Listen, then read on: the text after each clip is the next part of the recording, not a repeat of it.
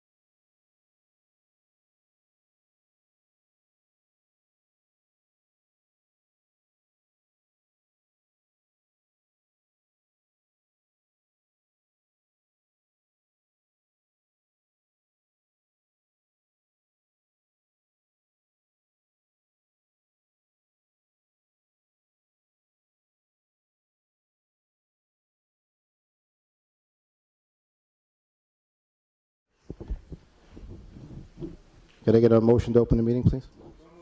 Second? Second. All in favor? Aye. Please stand for the pledge. To the flag of the United States of America and to the republic for which it stands, one nation, under God, indivisible, with liberty and justice for all. Good evening, everyone. April 24th, 2024, the monthly meeting for the Mahopac Central School District Board of Education. We have a pretty packed agenda tonight, so we're going to get right into it. I'm going to turn it over to Superintendent Tona for presentation. Thank you, President Savino. Thank you. Good evening, everyone. We're going to start with a presentation from the Mahopac National Art Honor Society with our art chair, Caitlin O'Brien.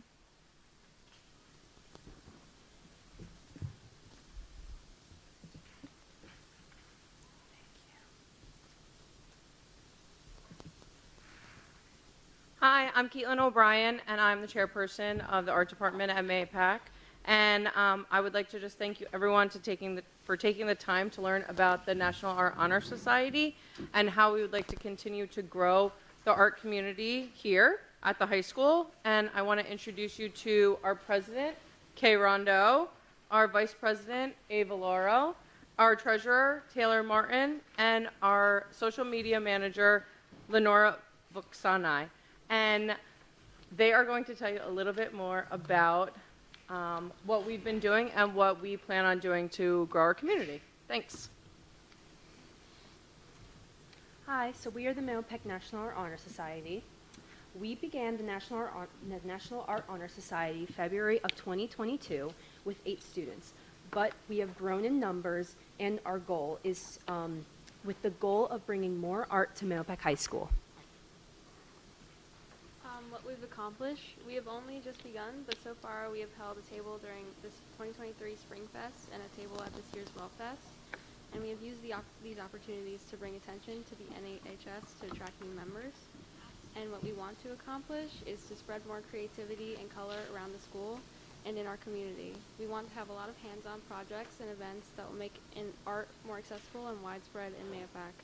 We would also like to put on fundraisers that will allow our club to do bigger and brighter things.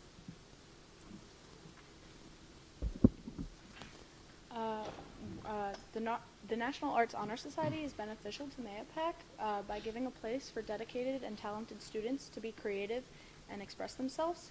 It also creates new opportunities in the future for artists due to the Society's national standing. NAHS is an asset to the Mahopac community through students' commitment to the arts. Thank you for your time. Here are bylaws. All our students follow these rules and stay in good standing with Mahopac and our club. Thank you for your time, and are there any questions?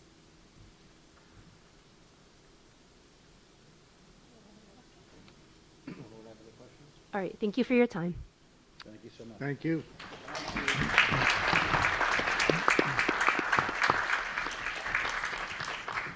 Thank you to our Art Honor Society students and the chairperson, Mrs. O'Brien. Is this microphone working at all? Can you? Okay. All right. We don't hear it up here, that's why.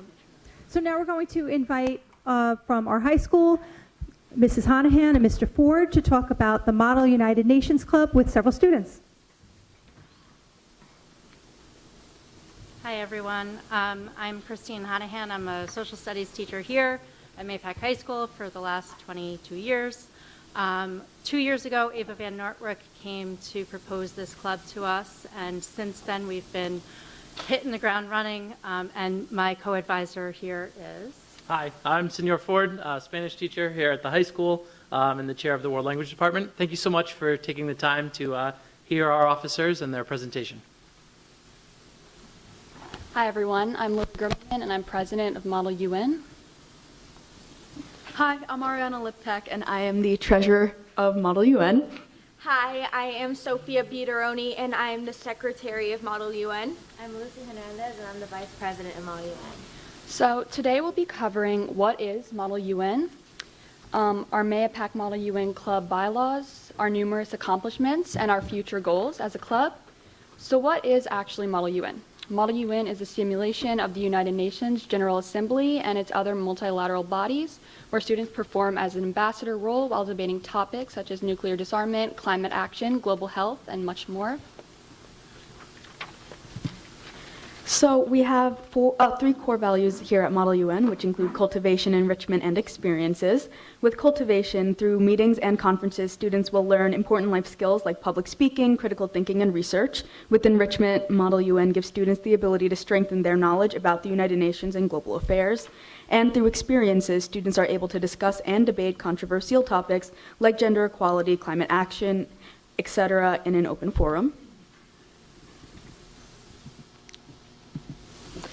We meet other high school students representing different countries from around the world, and we discuss and debate and negotiate situations and solutions to real-world problems.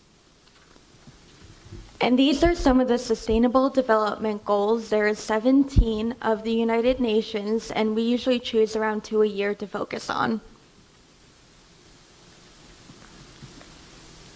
So we've already shared our Model UN bylaws with you.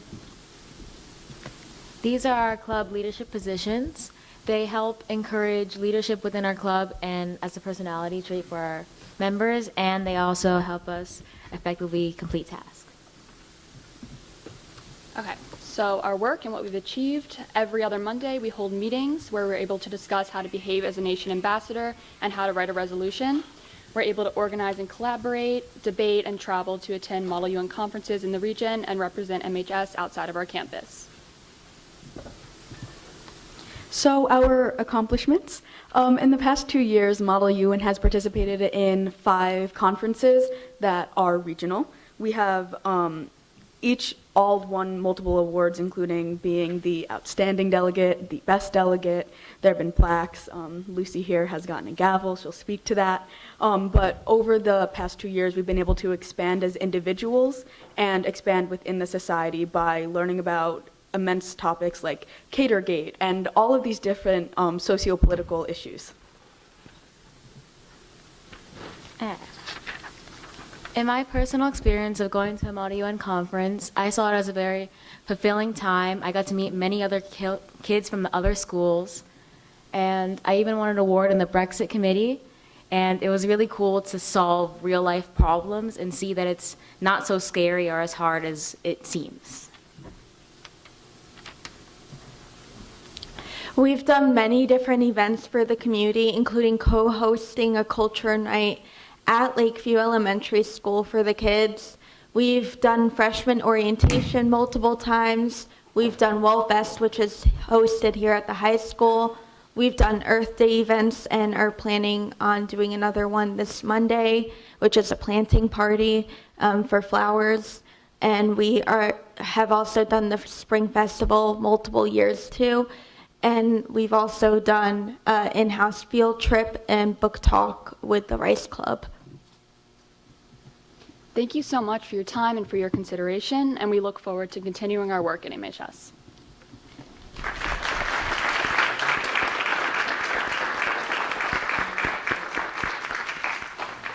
Thank you to our students for presenting and for our staff members for joining them this evening. It's always wonderful to hear from our students and hear about the wonderful opportunities that are offered at our high school. So thank you. And moving right along, I'd like to invite our Director of Physical Education, Athletics, and Health, Mr. Stephen Luciana, to the podium. We're going to recognize our winter athletes.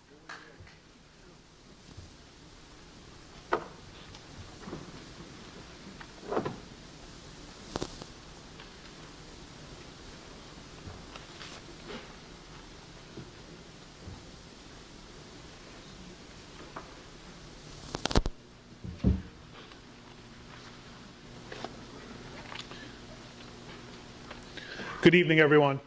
I'd like to start off by thanking the board for having me tonight so we can honor our student athletes. It's always a nice occasion when I can come up and speak about all the good things that our student athletes do. We have a tremendous group of student athletes here at MAYAPAC, and I'm very proud of what they accomplished not only on the field, but off the field. We truly have what we call student athletes, where they excel both outside on the field and in the classroom. And before I start with the individual awards, I usually do this last, but our winner teams all achieved the Scholar Athlete Team Award through New York State Public High School Athletic Association. So including the fall season and now the winter season, every single one of our varsity teams have earned the Scholar Athlete Team Award through New York State, which is a huge accomplishment, and I expect our spring teams to do the same. So I'm very proud of them for that.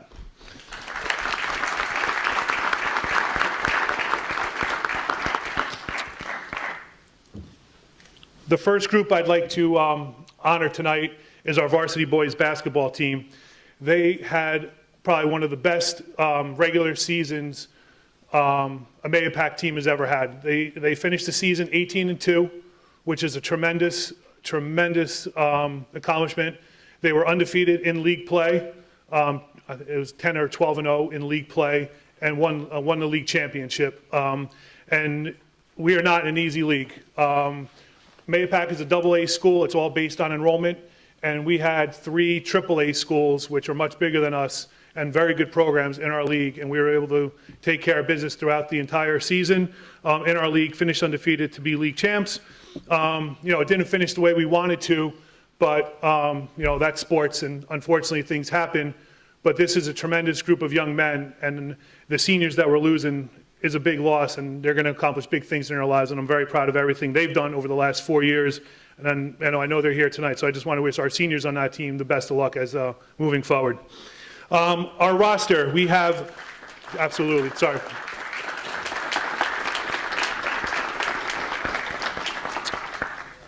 Our basketball roster, Daniel Devukaj, Connor Ferrari, come on up, guys. Stephen Garrity, Ronan Hunter, John Carney, Danny Koch, Andrew LaRue, Drew Lichtenberger, who's at a baseball game right now, Jalen Jones, Patrick Mahoney, Maddie Riley, and Liam Scanlon. And our head coach, Matt Calabro.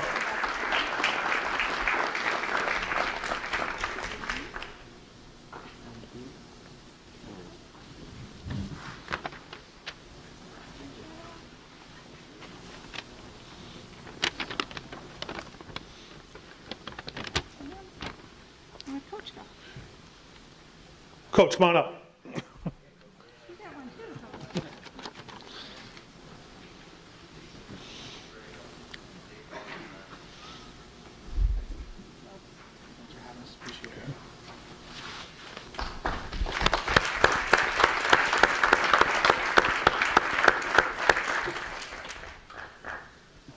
Now we're going to honor our all-league and all-section award winners for the winter season. We're going to start right back up with our boys basketball team. Liam Scanlon, who is all-league and all-section, and Daniel, who is all-league and all-conference. Guys, come on back up real quick. Danny Koch, all-league.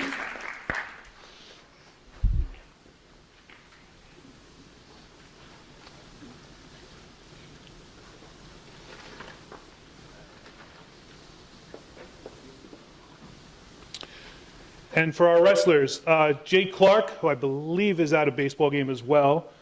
We have Nick Greco, who is all-league, all-section. Charles Przmilski, all-league, all-section. Robert DeMoro, all-league, all-section. And Pace Zeiler, all-league. I think they have their club wrestling tonight, so unfortunately they were not able to make it. But Nick, Charles, and Robert all qualified for the sectional tournament. They lost in the semifinals, but had tremendous seasons going up against some great competition. Our wrestling program is going to be somebody to reckon with within the next few years. We have a really good program coming back. Bowling, we have Austin Arzaga for boys bowling. Austin was all league. Emma Long, women's bowling. She was all league and all section.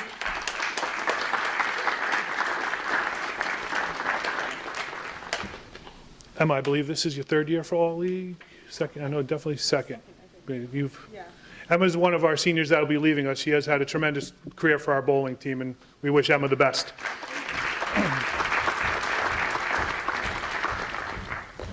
And we also have Leslie Dutan from our women's bowling team for All League.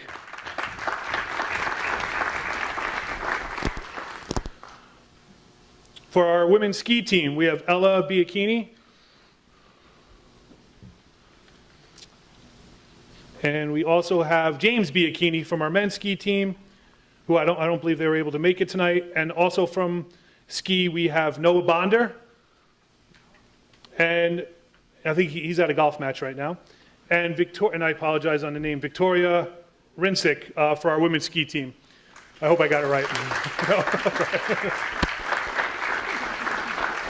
Victoria qualified for the sectional tournament as well, and did a very good job. So this was our first year having our own boys swimming program. We've had girls for many years. Now we've had interest for a boys team, which we merged with Carmel. And one of our swimmers in our first year of having a program earned All League, and that is Dylan Esposito.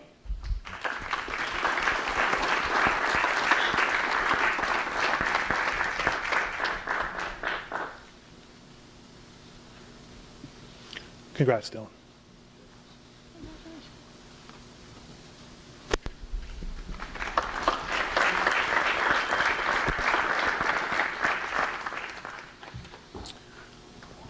Our cheer team has done some big things over the last few years. And as a team, they won a couple of good competitions this year. They also finished second in the section in their division. We'd like to honor our All-League and All-Section cheerleaders. First, we have Mia Caldarella, who is All-League and All-Section. Kira McDowell, All-League. Isabella Chiotti, All-League. Ariana Canariato, All-League. Isabella Mariella, All-League. Unfortunately, they're not here with us tonight. Next, our men's hockey team, All-League, Christian Materano.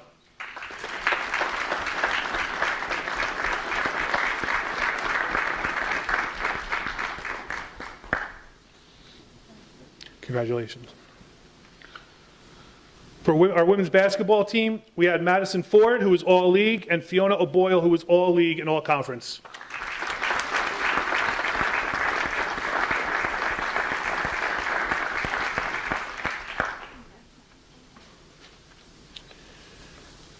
Now for our gymnastics team.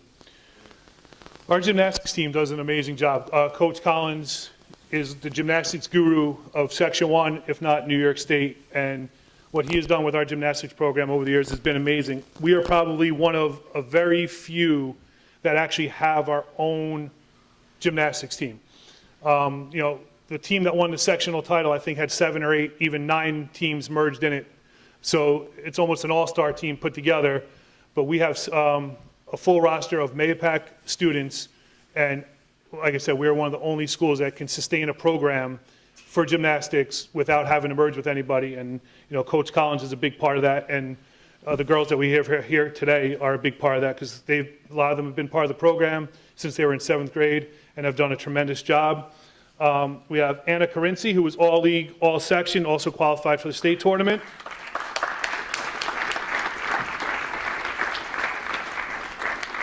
We have Lexi Cacciataro, who was All-League, All-Section, and qualified for states.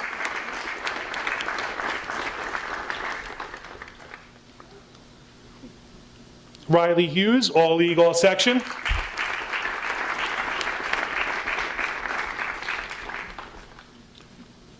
Caitlin Palange, All-League, All-Section.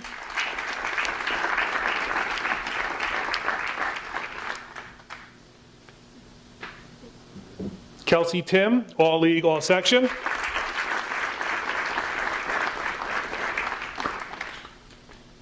And Leah DeMays, All-League, All-Section.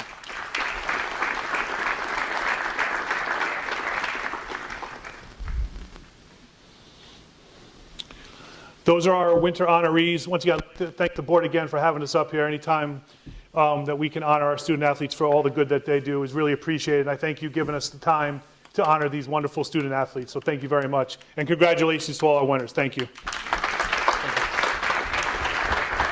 And we'd like to invite all of the student athletes up to the front for a photo.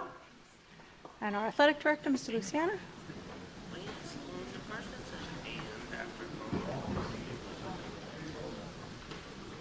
Would the board like to join in on the photo or stand where you are? Either way.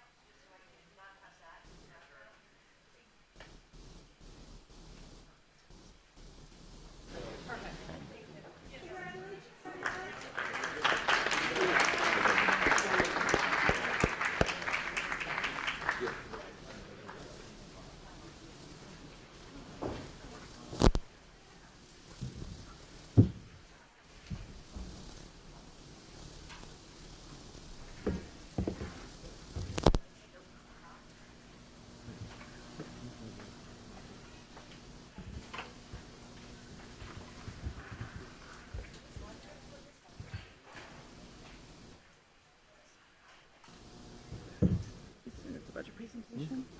Right, we're up to the budget presentation. We're ready to start the budget presentation as soon as we get the slides up on the screen. Thank you.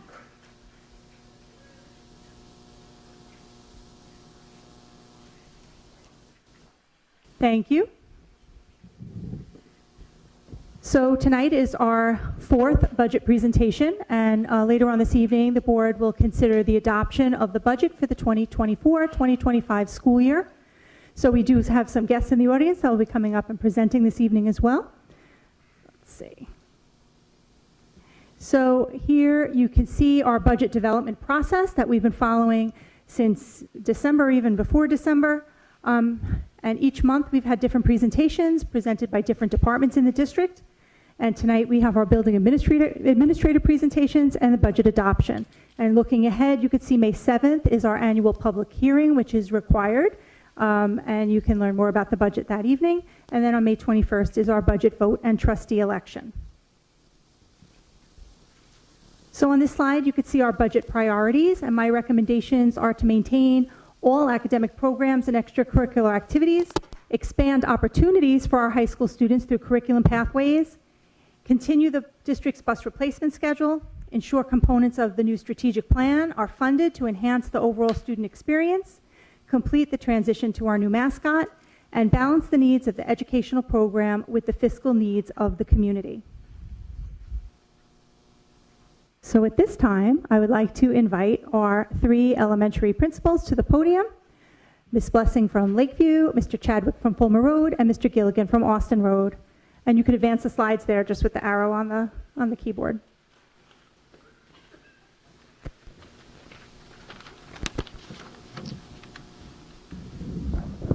Okay, good. Can everyone hear me? All right. So good evening. My name is Elizabeth Blessing, and I'm the proud principal of Lakeview Elementary School. Tonight, alongside my fellow principals, I'm excited to share some of the wonderful developments in our schools that have been made possible by our budget.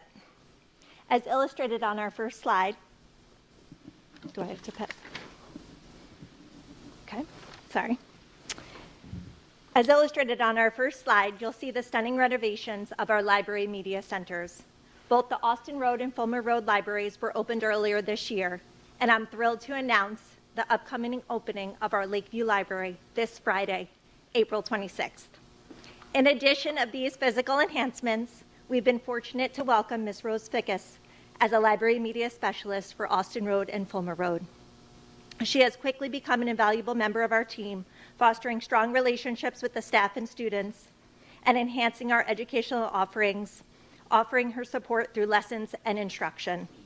She's also been instrumental in establishing effective routines and expectations for our libraries.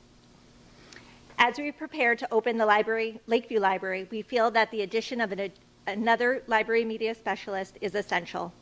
For the 24-25 budget, we are proposing the critical position of a library media specialist to help us expand our library system and to continue enriching our students' experiences. I will now pass it along to Mr. Chadwick, who will share some additional information.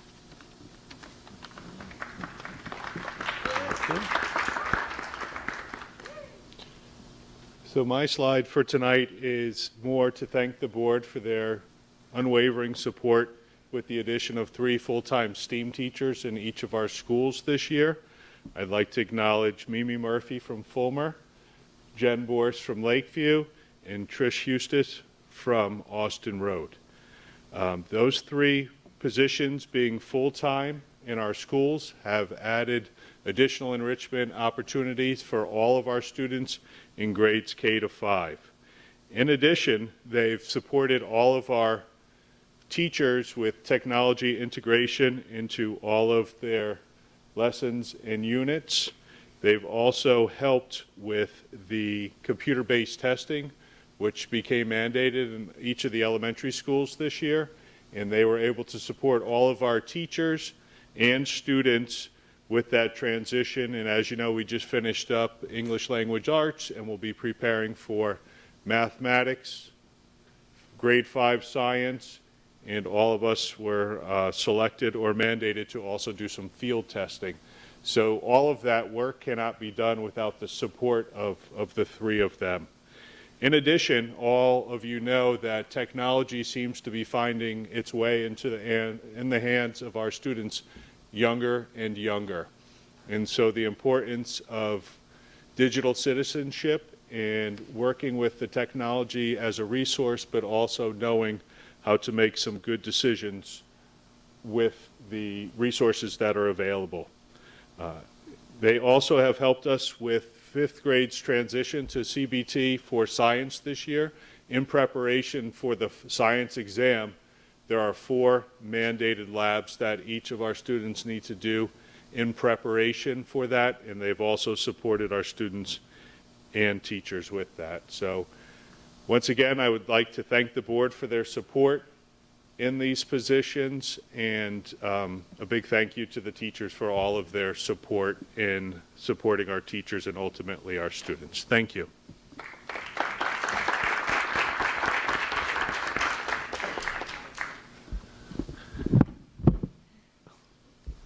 Not as tall as you. So, along with all this wonderful learning that happens in our schools, we also need to be able to support our students socially and emotionally.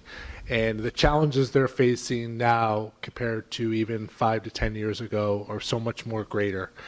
And the picture you see up above is our wonderful social worker team that's here in the Mahopac School District.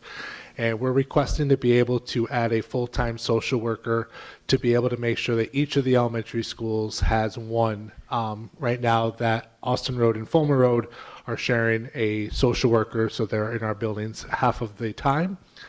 This would give us the ability for that social worker to be able to see our mandated students, which their number is growing each year, along with students that receive building level services, along with those students that on a typical day might have a tough ride in on the bus or a conflict happens in the school building.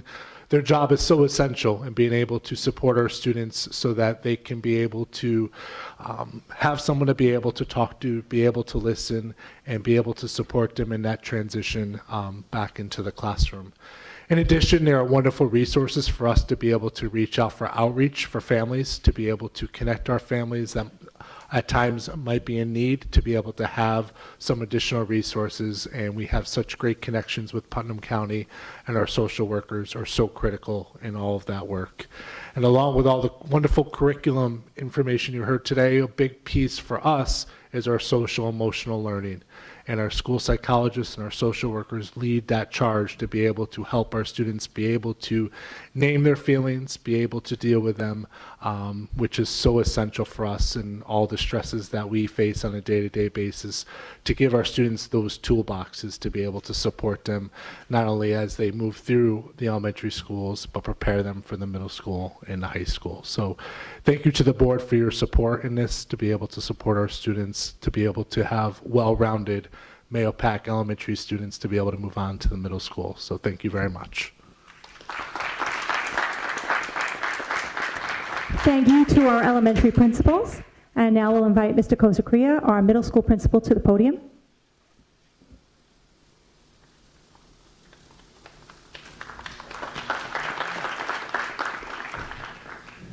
Good evening, school board, Superintendent Tona. Thank you for having us here tonight.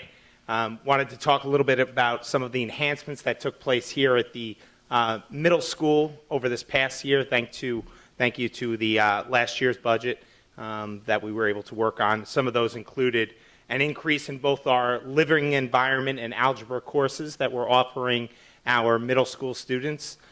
This year we'll have 5 sections of living environment that'll be going up to the high school. That will be a science credit.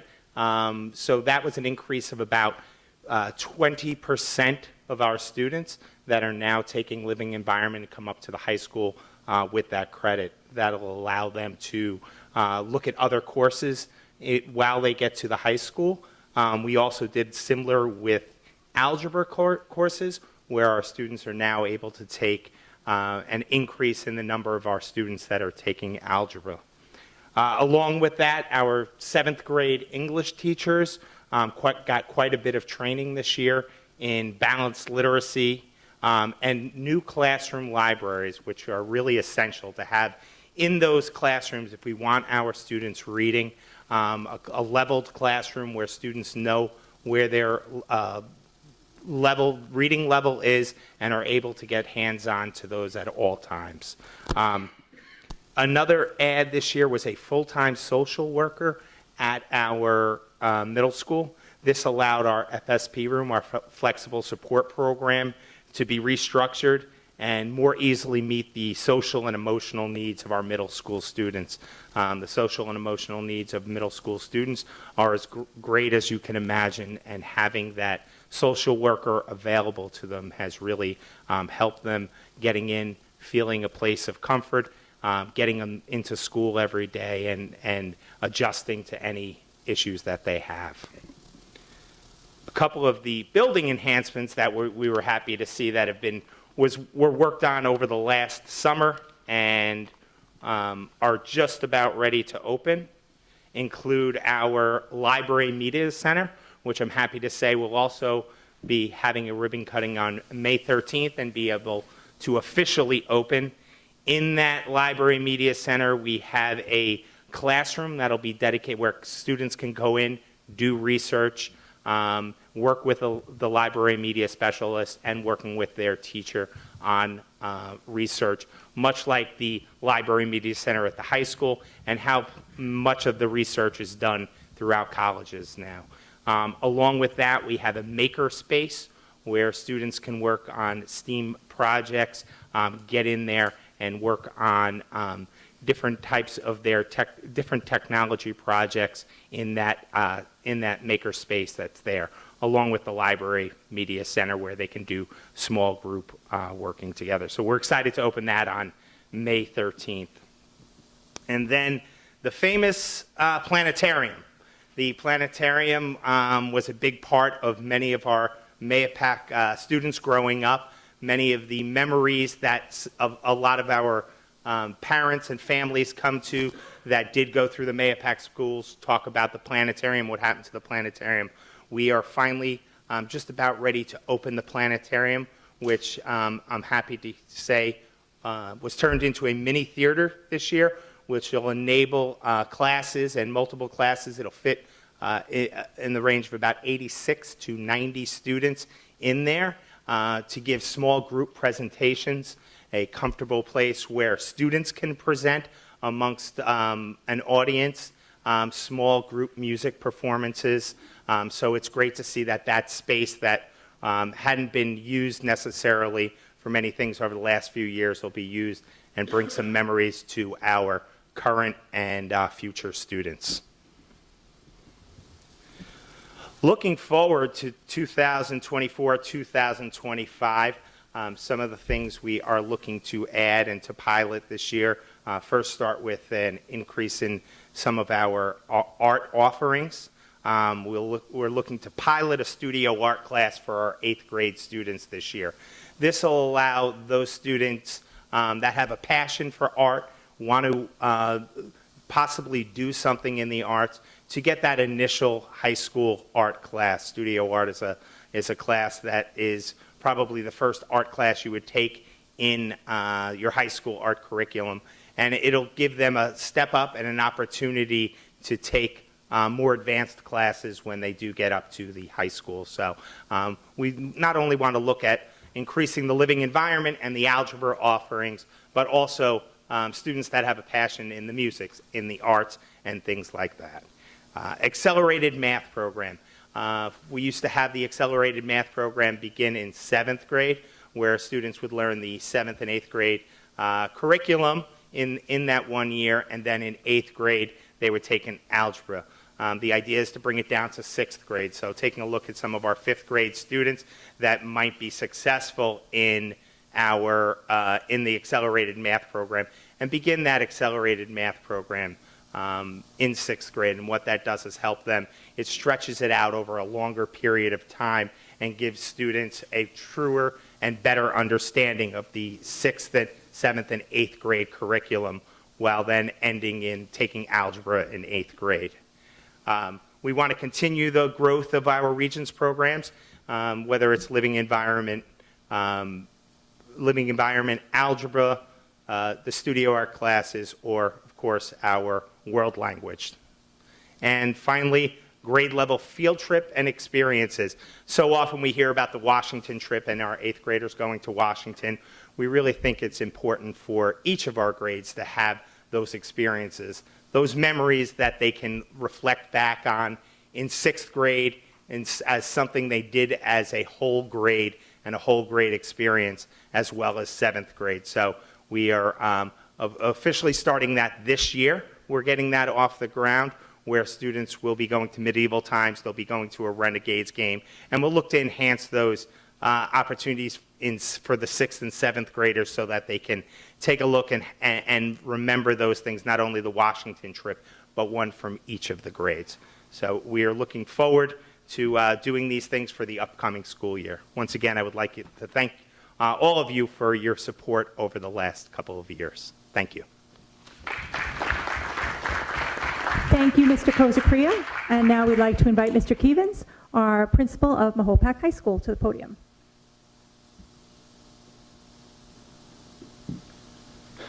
Good evening. Thank you to Ms. Tona and the Board of Education. Very proud to stand here as the principal of Mahopac High School. Before I start, most of them are gone, or maybe a couple in the back, but I'd like to just congratulate those students that presented or were honored tonight, and I think that gives you a little insight to some of the experiences I'm going to speak to at the high school. So first, again, a successful budget allows us to continue to build on what we're offering students in terms of credit acquisition, but really the lived experience as a Mahopac High School student is even just as important as that credit acquisition, and we're going to speak to that. So at the beginning of the year, our freshmen spend a day at BOCES where they're really setting the tone for their entrance to MHS, focusing on acceptance, understanding, compassion, patience, and that really sets the tone for something we've been focusing on at the high school in terms of creating an environment for students where they want to come to school every day and have a welcoming and affirming environment where all students feel supported. We have an amazing staff that I'd like to take the time to recognize. Ms. Toback is being recognized as a New York State master teacher. She joins 5 other science teachers in our department, and we currently have 2 new applications for next year, which is extremely impressive. So as I go through the departments, we saw some of our art students here earlier tonight, but just to gloss over quickly that lived experience, we had 7 MHS seniors participate in the Senior Art Show at the Katona Museum of Art. Our art club had an exhibition at the Putnam Arts Council. We had a Hannah Micah Scholarship recipient, and we have 12 students with their artwork exhibited at the Garrison Art Center. World language, we have a tremendous offering here. One highlight is the National German exam, which all of our students participated that are currently taking German, and 41 awards in this national competition, which over 13,000 students nationwide participate in. Again, going back to that experience, our Spanish club participated in the Pulsera project, which really kind of connects students to community for a great cause. As we dive into some of the core subjects, we had over 100 students in social studies that have expressed interest in the Seal of Civic Readiness for the next school year, which is a 5-credit accumulation that also includes a community service experience. Ms. Honahan is here tonight, again, touching on those experiences that a budget allows us to provide. Connecting with the community, partnered with 4-H to help freshmen learn about sustainability. They took trips to Second Chance Foods in Brewster and the Wind Waste Innovation in Peekskill. Also, we had 8 students attend the Human Rights Summit at Iona University in March, and it was the first time we had 2 students who actually facilitated the event. They facilitated discussions on human rights in the Democratic Republic of the Congo. Music. So this is district-wide. We were voted again as the best community music education by the NAM Foundation, so that's a testament to all of the buildings. We had 11 students that were named high school area all-state, and we had 1 student, Maxine Van Nortwick, who joined the New York State Band Directors Association Honor Jazz Ensemble. Only 4 students, so she was one of 4 students in the entire state to receive that award. As we continue to grow our E&L department, we look for ways to partner with the community and support our families. Thanks to Mr. Gilligan and the cooperation at Austin, we were able to continue the mentoring program with the high school students and the E&L students at Austin, and continued with the community engagement with our E&L Family Night in October. So, engineering. So this has been a project that started, I believe, about 5 years ago under Dr. Lawrence. This program is growing exponentially. We had 98 freshman requests, so the current 8th graders for engineering essentials. It's an all-time high. This is a college course. We had 18 requests for our brand new computer integrated manufacturing, or SIM course. So we now have a total of 5 engineering college offerings through RIT. Those are engineering essentials, SIM, civil architecture and engineering, principles of engineering, engineering development, and design. Science research. So we've made some growth here, but this is an area that we feel there's more room to grow, and we are going to really be focusing with a successful budget on growing this program. We sent 2 students to the Junior Science Symposium, 1 qualifying for the Upstate JSHS to compete against other regional winners. We sent 5 students to the Westchester Science and Engineering Fair in March and won 3 awards. So extremely impressive. Again, with a successful budget, this is an area we're going to look to build on and compete regionally. On the horizon, so the offerings that we're going to be providing brand new. The feedback from alum and looking at the data of what our students are doing after they leave MHS, it dawned on Dr. Lawrence. It was a great idea and the team here to provide an offering of statistics and analytics in sports. There was almost 100 requests for next year, and that's a brand new course. I shared last week, it's just a field that is exploding for a variety of reasons, and certainly high interest for our students here. So we're super excited for the first run of that. To have 100 requests really tells us that it's the right offering. Health sciences pathway. And just to kind of touch on the fact that we have engineering, we have those 5 college offerings. As we focus on pathways with an approved budget, we really want to make sure we have pathways that meet the needs of all of our students. So we are growing our health sciences pathway with college nutrition and a careers in health and medical sciences.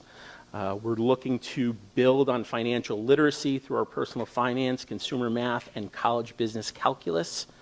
And also we're in the early stages of investigating an education pathway. And again, these decisions are based on the feedback and the data that we're getting from students and what they're choosing both through their WISE internships and then what they're doing after they leave MHS. And lastly, we are very excited about the possibility of getting a bid to bring the Junior Air Force ROTC to Mahopac High School. We have an application in. We had a very successful site visit. We won't know for a period of time, but again, it's just adding to the very well-rounded options we have across the board regardless of interest for our students. So again, we're super excited about the offerings that a successful budget will have for the high school. So thank you to the board, thank you Ms. Tona, and excited for the future. Thank you. Thank you, Mr. Peevens.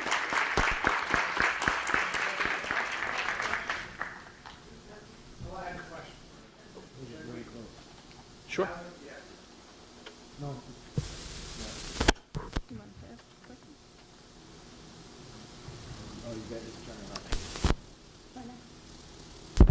Oh, there we go. I can hear you. Was Bob? Whoa. Yeah. Great presentation. I could say a million things about everything there, but question about personal financial literacy, you said expanding, obviously this is something that students are looking for.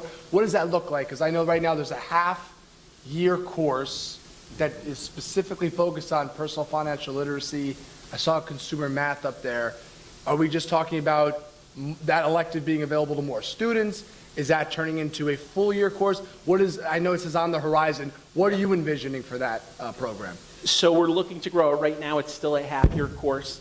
Thanks. We are looking to promote it. We've been in contact with several local school districts that have successful programs. We met with the principal from Carmel to see what it looks like there. Yeah. And we've been also kind of looking at different modules that are offered through different programs that we can actually put into those classes this year as a starting point. One of which, Dr. Lawrence and I had a successful meeting regarding a program that's currently used at Carmel High School. But ultimately, we would like to get to a place where we can kind of build and maybe even have a business department. Yeah. And really have our students leave equipped with the skills they need from here. So starting point is looking at the programming that's available. As I said, we've already met with neighboring districts that have larger programs than we do, and continue to just promote it with the students and then build on it. That's wonderful. I could go on about why I've been such a proponent of it, but it's student-driven clearly as well, which is a point I've made. Just, it should be the goal going forward. I know it's every year we're getting better, but we want to expand it. The goal should be, like you said, a business department and ensuring that every student has it before they graduate. So any measure to get towards that goal, I support. So, and great job all in all, and to all the other principals as well. Terrific. Thank you. Any other questions? So Pat, is it safe to assume that Moneyball is coming to Mahopac schools? It is. It's the best way to describe it. There's a number of different fields. I discussed legalized gambling that has had a huge impact. But it's true. It's so many people that are finishing with stats degrees from colleges are having opportunities in those fields. It's just very different, very high interest. To have 100 requests year one before it's even word of mouth of kids having a positive experience is really amazing. Well done, sir. Well done. We like players that get on base at Mahopac. Thank you. Thank you to all of our principals for all that you do to bring our district forward. And everyone's heard me say it, the collaboration amongst all of you with us is wonderful and commendable, and I personally thank you for all that you do. So on this next slide, you see our current enrollment as of March of 2024 and what we're projecting our enrollment to be. So we're looking at a slight decrease of about 50 students. Again, we're projecting our kindergarten enrollment and rolling all of the other grades forward, and we'll know closer to the summer about where our kindergarten enrollment lands. And then this next slide shows our enrollment history over the past 10 years, and we have lost about 15% of our students. But if you look at the last 5 years or so, we're kind of holding steady, and that speaks to the needs that we have for our students as we're recovering from the pandemic, and that's why you hear the principals talking a lot about the need for social emotional supports beyond the academics. So our enrollment has been steady over the last 5 years. And here you could see our elementary class sizes and projected sections. So we are looking to increase 2 elementary sections for next year based on our enrollment. And now I'd like to just go through some of the budget highlights that have been brought to everyone's attention over the past several presentations. So in curriculum and instruction, at an estimated cost of about $322,000, these additions, you heard the principals talk about a second library media specialist. We're looking to bring the Heggerty Phonemic Awareness Program into grades K1 and I believe 2 as well. We're looking to go there. And MAP is a benchmarking system. We're looking to pilot that in 5th grade next year. We're looking to add an art teacher that will support the high school, middle school. We're looking to expand balanced literacy into 8th grade, and that involves classroom libraries, as Mr. Kozakria talked about with the 7th grade. Mr. Kevins mentioned the Air Force Junior ROTC program. That has the potential for being grade 8 through 12 because we have the middle school and high school on the same campus. And we are patiently waiting to hear from the Air Force to see if our program has been approved. If that is the case, there is budgeted 2 instructors that will start at the second half of next school year as they prepare for a 25-26 launch of the ROTC program. We do have budgeted an additional ENL teacher, English as a new language, and the Universal Pre-Kindergarten program will take off in 24-25, and that's completely funded through state aid. And then as we look at special education and student support at an estimated cost of $274,000, we're looking to add a psychologist to support our high school academy students. That will be offset by tuition of students that come into us from other districts because the program is very strong and it is appealing to students in other districts as well, so it could be a revenue generator. You heard tonight about the additional social worker at the elementary so that Austin Road and Fulmer Road can each have their own full-time social worker. We have a group of special education students at the middle school that are moving up to the high school, so we need an additional teacher there for that class. We're looking to hire our own occupational therapist and physical therapist. Currently, we use a vendor to provide those services, so we're looking to begin to reduce that vendor and have at least one OT and PT in district. That'll give us a lot more flexibility there. And we also would like to hire an additional speech language pathologist, again offset by some reduced vendor cost. And here are the highlights for athletics and transportation. So athletics, we're looking at about an $80,000 increase to add a JV cheerleading program, a strength and conditioning coach for all of our athletes year-round. That'll be a stipend position. And continue to replace our uniforms so that we comply with the mascot mandate. And in transportation, approximately $71,000 increase. We are looking to add a system scraper so that when our buses are covered with snow, they can just drive through this system and get the snow off the roofs. purchase of a tire balancer, and then upgrading our TransFinder system, which is our transportation routing software, to a web-based platform. And looking at facilities and safety and security. For facilities, we're at approximately $340,000.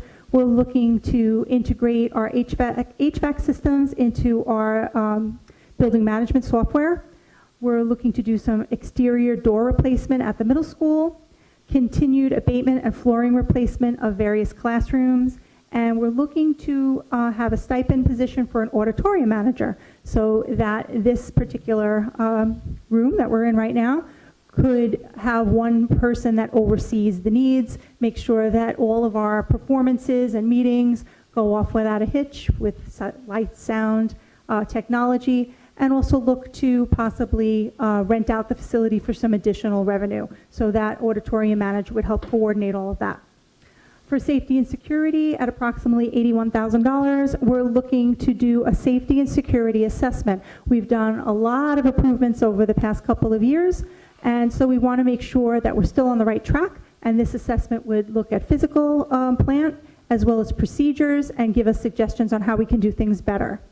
We're looking to add Armored One, which is a security film, on the front doors of all of our buildings. We need to add another ranger vehicle for the security guard that's here on this campus. That individual covers the high school, middle school, and the falls. And we would like to add another system to called CRG mapping, district-wide, that would connect our systems into the real-time crime center in Westchester. So in the horrible situation, if there was an emergency of some kind, a crisis, that the authorities could help us more in a quicker way, a more efficient way. So here you see our staffing addition summary.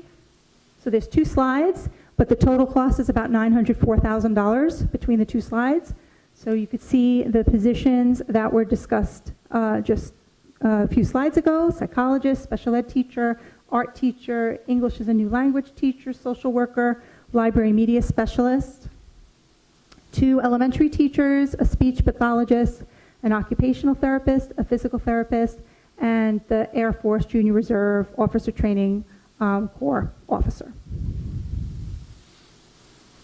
And now I'd like to invite our Assistant Superintendent for Finance and Operations, Alyssa Murray, to the podium.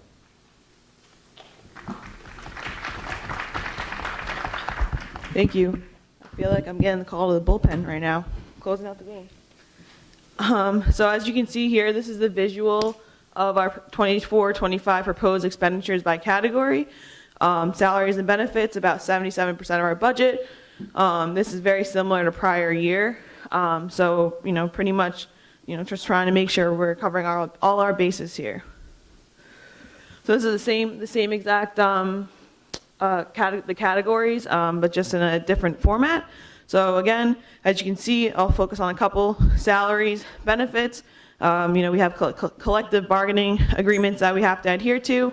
Benefits includes retirement contributions, and then also our health insurance increases and all of those things. As you can see, tuition you'll see is an increase. Again, as Mr. Cole talked about a couple presentations ago, we have to adhere to students that might be coming into the district or needing services outside of the district that are our students. So we need to adhere to that and make sure we have budgeted for that. So this is another way to look at the budget. So this is by law something we have to put out there in the 3 categories. So as you can see, we have administrative, the program and capital component. Administrative is administrative salaries, benefits, office staffing, Board of Education expenses, legal, auditing, insurance, BOCES admin and capital expenses, and data processing costs. Program, which is the majority of it, about 83%, which is where it should be in terms of when you're looking in the budget in a total way. So we're in a good place there. Instructional salaries, benefits, materials, supplies, guidance, health services, BOCES programs, interscholastic sports, extracurricular programs, and transportation. And then you have capital, which is our facility and maintenance, operations, transfer to capital, and then our debt service payments that we use when we're, doing the capital projects and then the bus replacement plan.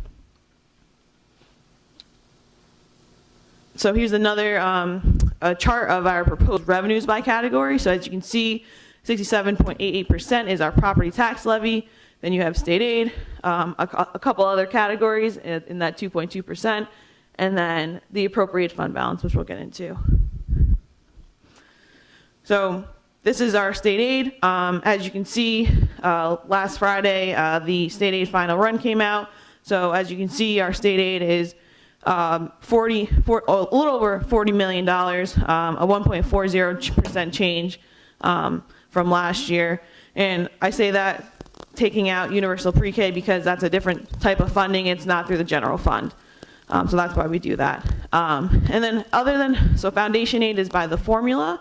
And then the majority of the aid, as you can see, is expense-driven aid. So whatever we expend during the year is how we're given our state aid in that following year. So a couple categories, like building aid, that's based on our capital project. So as we continue to close out projects, that aid will go up. And then similar for BOCES aid, the more BOCES services we use, the more aid we're going to get on it.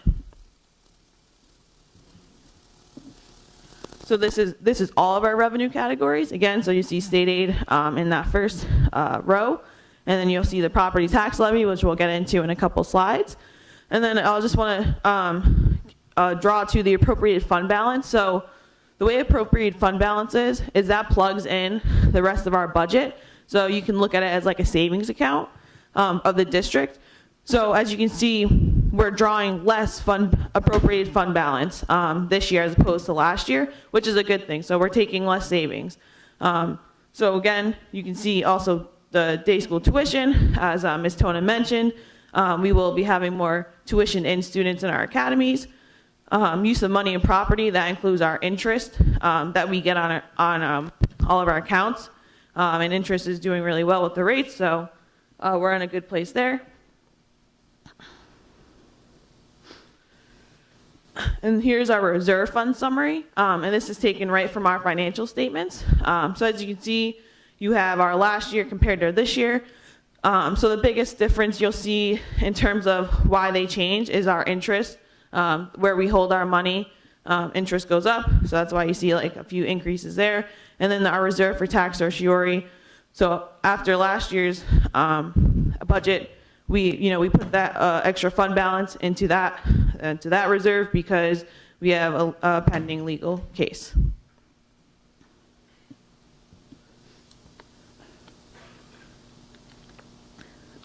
So this should be a familiar slide. So this is the formula for our tax levy limit. So the 2.59% increase, which you see all the way on the bottom, is our maximum allowable that we could go up to. And a lot of those categories are based on the tax-based growth factor and the allowable growth factor. So this is just, again, the most we could tax in this year for the property tax. So our proposed budget, that we have for board adoption is $142,443,564.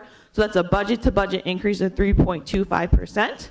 And then you have for the proposed tax levy, $96,694,787. So our tax levy increase is 1.98%. And as you see, that has changed from our last presentation in March after the Finance Committee in the work session. This is what the board has come to. So now it's less than the maximum allowable tax levy of a little over $570,000. So here's the budget and tax levy history from the past few years. So as you can see, our budget to budget, our allowable tax levy limit, the actual, and then the difference between the allowable and the actual. And we have a better visual here. So this is the same exact information in a chart. So as you can see, CPI has been above where we've actually taxed. Our allowable tax levy limit is the red, and then we have historically been under that limit, as you can see, that 1.98% this year. So this is a comparison of other districts in Putnam, Northern Westchester. So because there's so many districts in our region, I decided to take the districts that have the most similar wealth profile as Mahopac. So again, this is the same information. You can see Mahopac all the way to the right, and you can see where we kind of stack up in terms of a couple other districts in the area. So we're in a very good place, as you can see. And this is the estimated tax levy impact monthly and annually. So for the town of Carmel, you'll see an annual change based on a $500,000 assessed value of a house, $201.02, and a monthly change of $16.75. And then for town of Putt Valley, you'll see an annual change of $194.27 and a monthly change of $16.19. And then this is based on 2023 assessment information. We won't have the finalized information until we get that from the assessor's office in August.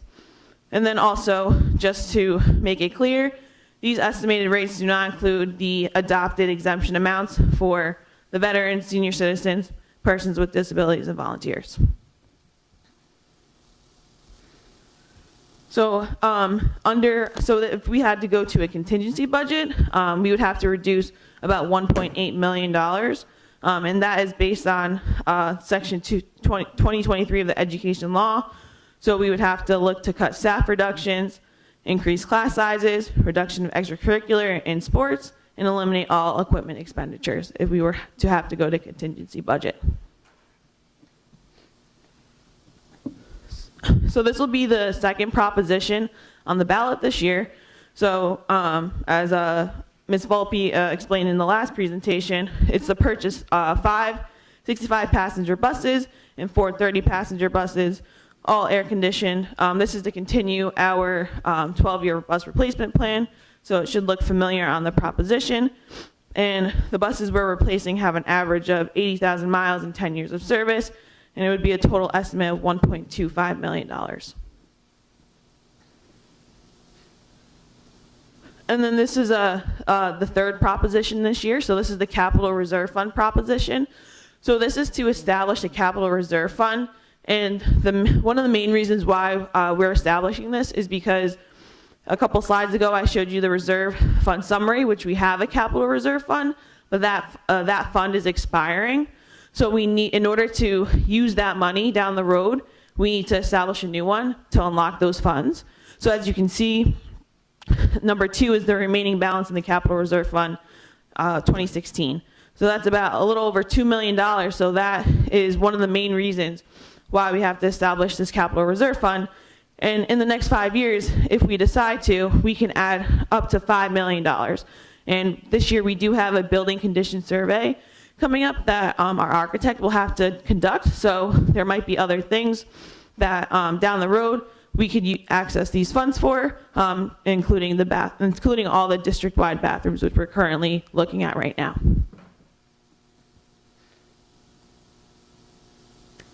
And I just want to add to the Capital Reserve Fund that the only way that we can use that is if it's established through a voter referendum. So that's why it is part of the budget vote for May 21st. So it won't cost anything to the residents because we're looking to reallocate the money that's already there, that, as Mrs. Murray said, is expired, and we can't use it unless the voters authorize the reestablishment of this fund. So before I go to next steps, I just want to thank Mrs. Murray for all of her work on the budget. This was her first school budget in Mahopac this year. She did a wonderful job. Thank you, Mrs. Murray. Thank you. So just a review of our next steps. May 7th is our annual budget hearing. And between this week and May 21st, I'm available for different presentations throughout the community. So I'm going to all the schools for faculty meetings. I'm presenting at the Rotary Club next week. We have a PTO presentation for the budget. So if there are any other organizations in the community that wish to know more about the budget, just reach out and I'm happy to come by to your organization and do a presentation.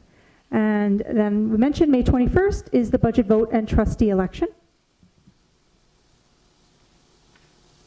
And so we do have absentee ballots available, and this year early voting is something that's new, just like we've had early voting for some of our other elections in the region and in the state. It's a little bit different early voting for the school budget because we're not opening our buildings for many days, but you can request an application. So the steps are here. They're also on the district clerk's website. So completed applications, whether it's an absentee ballot or an early voting ballot, you need to have your application to Mrs. LaRocca, our district clerk, by May 14th if you're going to have the ballot mailed to you, or by May 20th if you're going to pick up the ballot.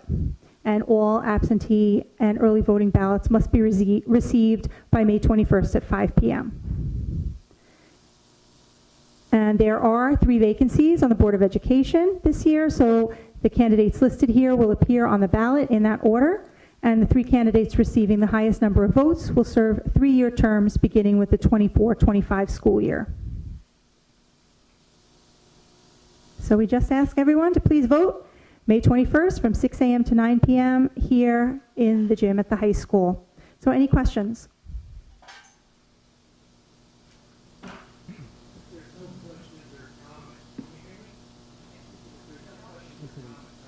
A motion to move into executive for personnel?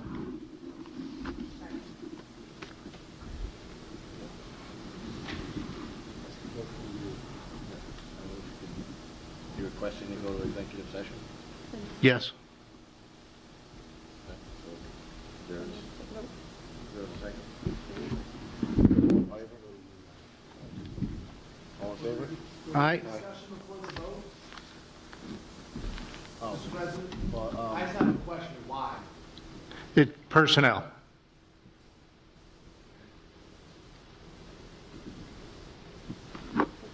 So, all in favor? Aye. Aye. I vote no. I vote no. I vote no. I'll go aye. Okay. So, we will see you back shortly.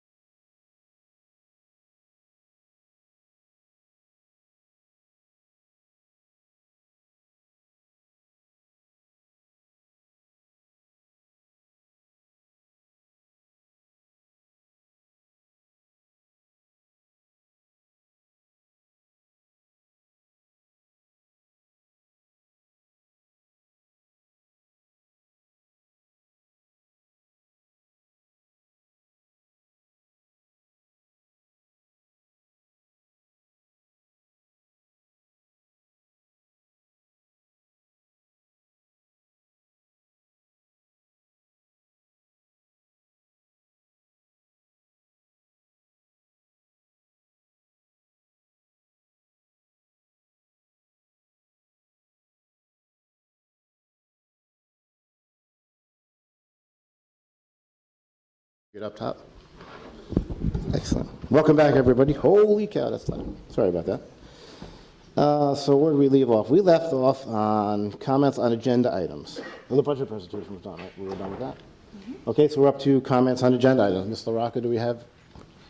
We have no comments on agenda items. Okay, no comments on agenda items. So we'll move down to superintendent's report. So, Ms. Tony. Thank you, President Savino. So first, I'd like to congratulate our class of 2024 and our valedictorian, Kaylee Mastro-Pietro, and our salutatorian, Monica Lazar. And kudos to the cast and crew of Mary Poppins. They performed last week, Thursday, Friday, Saturday night. Fantastic presentation. I'm always amazed at our students' talent, and it truly was a professional production that was very enjoyable by everyone who was in the audience. Our district art hop is in progress. The opening was last week, but it runs through May 7th. It's at Putnam Arts Council for our middle school and high school art students, and at the Mahopac Public Library for our elementary students. So be sure to stop by and take a look. Thank you to all of our clericals and administrative professionals, especially our district clerk, Mrs. LaRocca, because it's Administrative Professionals Appreciation Day. So thank you, Melody, for all that you do, and thank you to all of our clericals across the district. Universal Pre-K registration is open through May 3rd. We anticipate, if there are seats still available, an open enrollment beyond that, but we're hoping that all of those that have been awarded seats will notify us, because as people, if anyone declines, we are working through the wait list to offer seats to those on the wait list. An update on the bus patrol stop arm cameras. So we're partnering with Putnam County to protect our students on their journey to and from school. Our school buses are being equipped with automated enforcement technology, which will issue violations to motorists who unlawfully pass a stopped school bus. The program is anticipated to go live next week, approximately May 1st. The fine for a first-time violation is $250. So remember to stop for the school bus to keep our students safe. And finally, I'd like to wish a happy Passover to all of those in our community who are celebrating. Thank you. Thank you, Superintendent Tona. It's time for committee reports. Trustee McCracken, you have anything for ad hoc advocacy? For ad hoc, no. Okay. You weren't on the list, I just want to make sure. So we'll go to Trustee Schneider for Human Resources.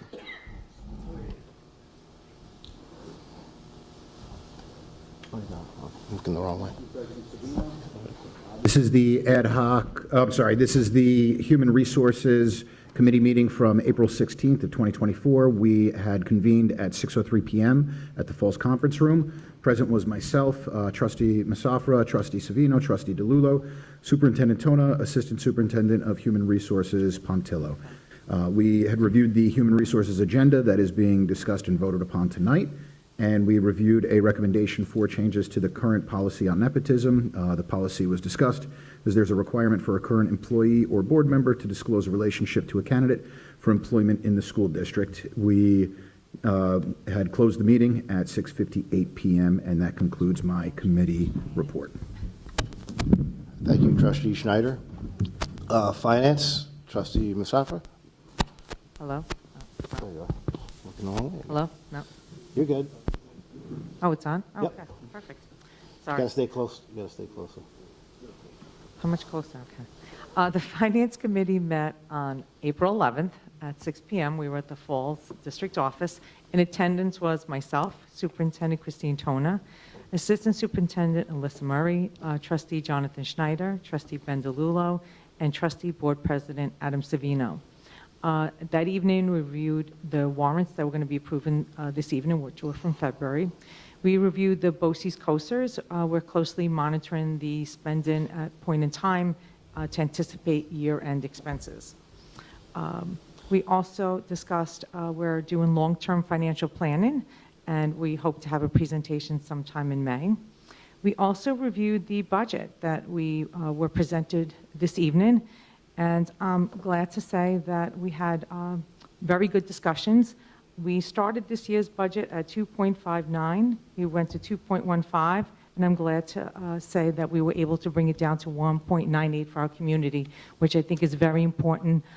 We saw the chart earlier. Our other neighbors, their rates are much higher, and I'm so glad that we were able to bring our rate down, our tax levy rate down to 1.98. At this time, we don't have a date for our next meeting, but that will be posted on the district webpage. Thank you so much. Thank you, Trustee Musafra. And we're up to budget adoption. Can I get a motion to approve the? No, we didn't have. Sorry, they didn't have yours. Motion to approve the budget for 24-25 as presented. So moved. Second? Discussion? We'll do roll call vote. Trustee McCracken? Aye. Trustee Mongan? Yes. Trustee Musafra? Yes. Trustee DeLullo? Aye. I am a yes. Trustee Martinez, Vice President Martinez? Yes. Trustee Martin? Yes. Trustee Schneider? Yes. Okay. Very good. Thank you very much. I'll just take a second to thank everybody that presented, especially our Assistant Superintendent for Finance and Operations. It's a long process. Sat down, had many meetings, went over things line by line, and this is truly what's in the best interest of our students and our community. So commendable effort by all. So thank you all for all your hard work. Motion to approve the property tax report card. So moved. Second? All in favor? Aye. Tonight's consent agenda. Motion to approve tonight's consent agenda. So moved. Second? Second. All in favor? Aye. We have new business. Where were we?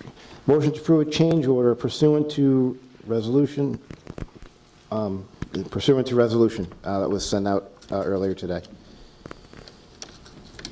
So moved. Do you want to let the public know what the amount is please. and what it's for? Can we do that? Yes.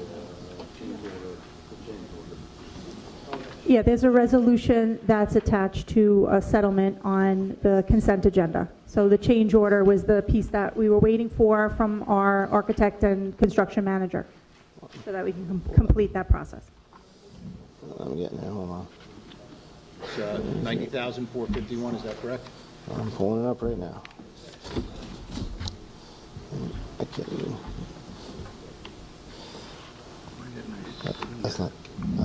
Yes. Yes. So the amount is $90,451.09. And all of the funding is still coming out of the capital project. So we have a motion. We have it seconded. You have motion and second, correct, Melody? Yes. Okay. All in favor? Aye. It's time for public comment. Do we, Ms. Blocker, have anybody signed up for public comment? No, we do not. Okay. I just want to take one last second before we move on to the next portion. As Ms. Tona mentioned, Ms. LaRocca is Conference Secretary to Superintendent. She's also our district clerk. There's many tasks that the public may or may not know that she does. She's a huge asset to this board. Does many things behind the scenes. Election time especially is quite the hectic time for Melody. Throughout the year, she supports the board as well as the superintendent, and she does a fantastic job. And I know personally, speaking, the job as president would not be as I would not hesitate to say easy. She makes it far easier to manage as her role as district clerk. So Melody, on behalf of the board, I'd like to thank you for all your hard work and effort today and every day. These meetings, Melody, live streams, Melody. So I could go on for hours, but there's many accolades. So to that, thank you, Melody. Thanks, Melody.